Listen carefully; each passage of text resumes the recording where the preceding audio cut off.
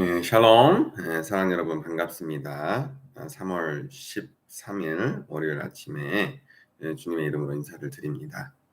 자, 이 아침에 하나님께서 우리에게 주시는 한 줄 묵상할 말씀은 다니엘서 1장 8, 9절 말씀입니다. 함께 읽어보겠습니다. 다니엘은 뜻을 정하여 왕의 음식과 그가 마시는 포도주로 자기를 더럽히지 아니하리라 하고 자기를 더럽히지 아니하도록 환관정에게 구하니 하나님이 다니엘로 하여금 환관정에게 은혜와 긍휼을 얻게 하신지라. 다시 한번 읽어보겠습니다. 다니엘은 뜻을 정하여 왕의 음식과 그가 마시는 포도주로 자기를 더럽히지 아니하리라 하고 자기를 더럽히지 아니하도록 환관장에게 구하니 하나님이 다니엘로 하여금 환관장에게 은혜와 긍휼을 얻게 하신지라. 아멘. 자, 이 말씀을 가지고 뜻을 정하여라는 제목으로 잠시 말씀을 묵상하며 나눠보도록 하겠습니다.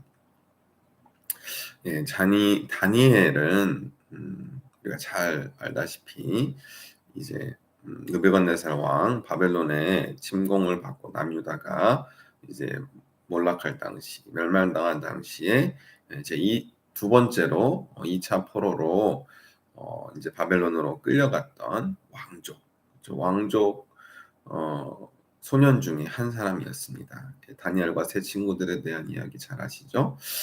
다니엘도 그렇고 그의 세 친구들도 그렇고 귀족, 이스라엘의 귀족 혹은 왕족 출신의 소년들이었습니다.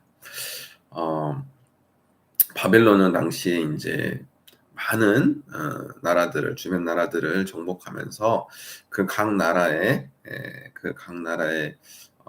인재들을 포로로 끌고 가서 그들에게 이제 바벨론식 어떻게 보면 세뇌 정책이죠.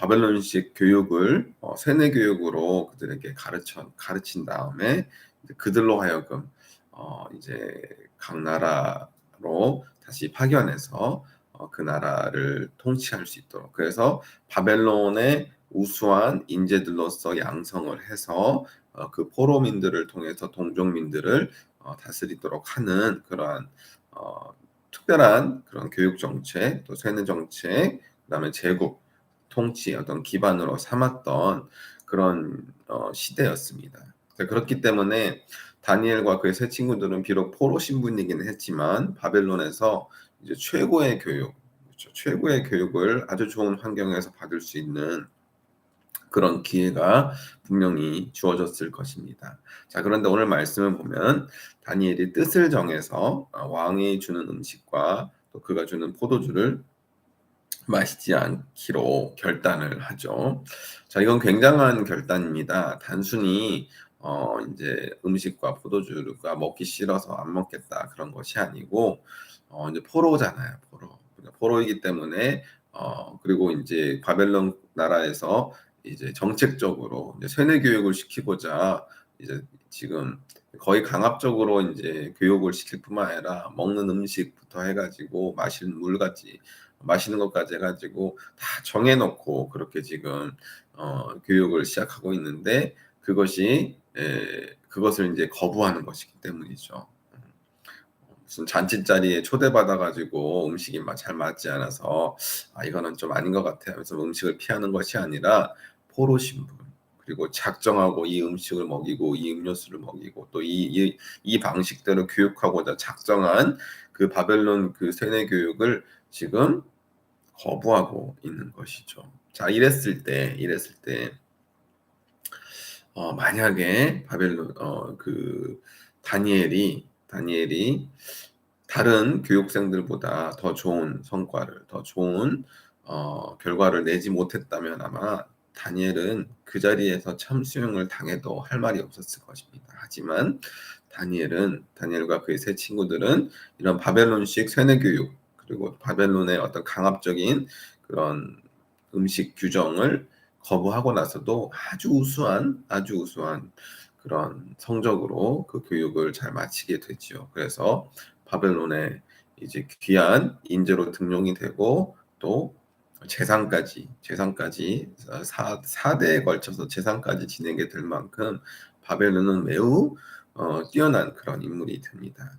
자, 이 모든 것들이 오늘 말씀은 하나님의 은혜와 또 하나님의 긍휼로 말미암아라고 어 이루어졌다고 말씀하고 있습니다. 그게 무슨 말이냐면 다니엘은 음 그 바벨론의 그런 교육보다도 하나님의 말씀의 가치를 그 무엇보다도 우선시 두었다는 것입니다.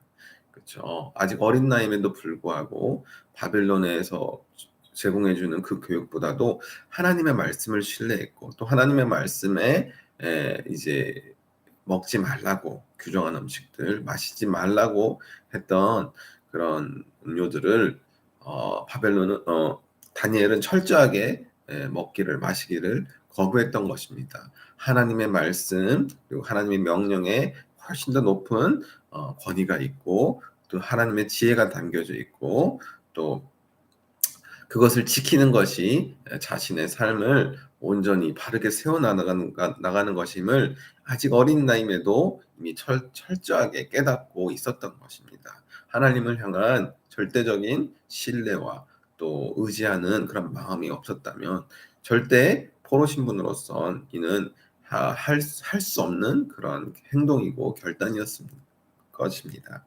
자, 오늘 오늘날 이제 다니엘의 이러한 행동, 이러한 결단, 이러한 굽히지 않는 그런 성정, 이런 것들이 우리에게 주는 메시지가 무엇일까요? 오늘날에도 우리가 세상을 살아가다 보면 너무나 많은 세상의 그런 문명들, 그리고 세상에 날이 갈수록 발전하는 그런 지식들, 그리고 세상의 어떤 기술도 이러한 것들이 하나님의 말씀보다, 하나님의 법도보다, 또 하나님의 가르침, 또 하나님의 그런 가치보다 우리가 더 우선시 하게끔 되는 그런 상황들이 종종 발생합니다. 자, 그럴 때 우리가 이제 유혹을 받는 것이죠. 하나님의 말씀을 따를 것인지 아니면 세상의 방식을 따를 것인지. 자, 그럴 때 우리에게도 이런 다니엘과 같은 굳건한 믿음과 또 하나님의 말씀을 절대적으로 신뢰하는 그런 믿음이 있어야 하지 않을까 생각해 봅니다. 우리도 오늘도 이제 하나님께서 세상을 통치하시고 다스리시고 하나님의 지혜가 세상의 그 어떠한 지혜보다도 크고 놀랍다는 사실을 하나님의 주권을 우리가 인정하게 된다면 어떠한 상황 가운데서도 우리는 하나님의 말씀을 선택할 수 있고 또 하나님의 말씀을 따르기로 결단하면서 나아갈 수 있을 것이기 때문입니다. 자, 그렇게 결단하고 하나님의 말씀을 신뢰하고 믿고 따르기를 우리가 결단하고 나아갈 때 뜻을 하나님의 말씀을 주기로 정할 때 하나님의 은혜와 긍휼이 우리 모두의 삶 가운데도 함께 늘 하기를 간절히 소망합니다. 자, 그러면 오늘도 한 구절 묵상 나눔은 여기까지 하도록 하겠습니다. 감사합니다.